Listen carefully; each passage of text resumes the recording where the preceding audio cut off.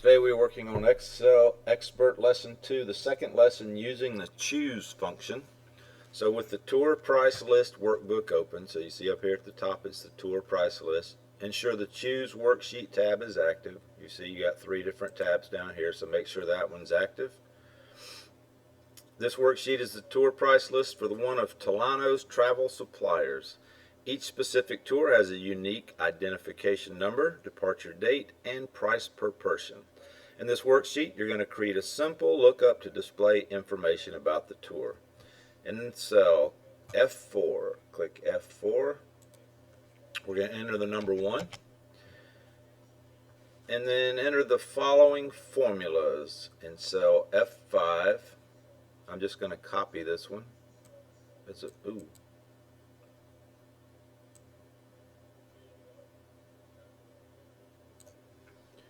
Control C, Control V,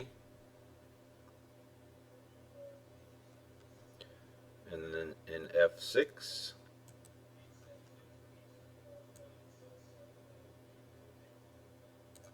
I'm going to copy that one, paste it, and F7,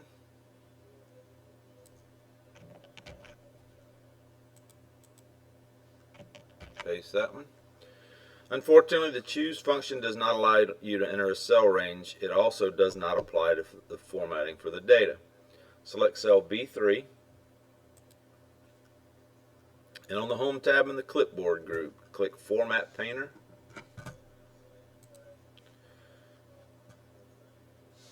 Click cell F6.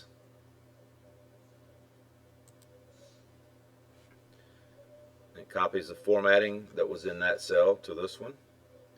Use the Format Painter again to copy the formatting from C3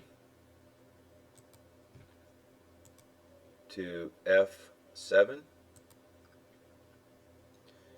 Once the choose functions have been set up, you can easily display the data for any tour by entering the row number. Select cell F4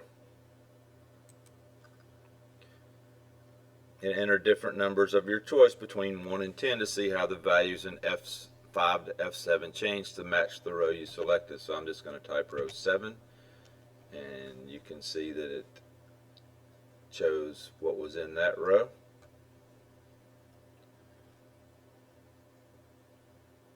This is row 1, 2, 3, 4, 5, 6, 7, and so you see that that's what it highlighted, was that row.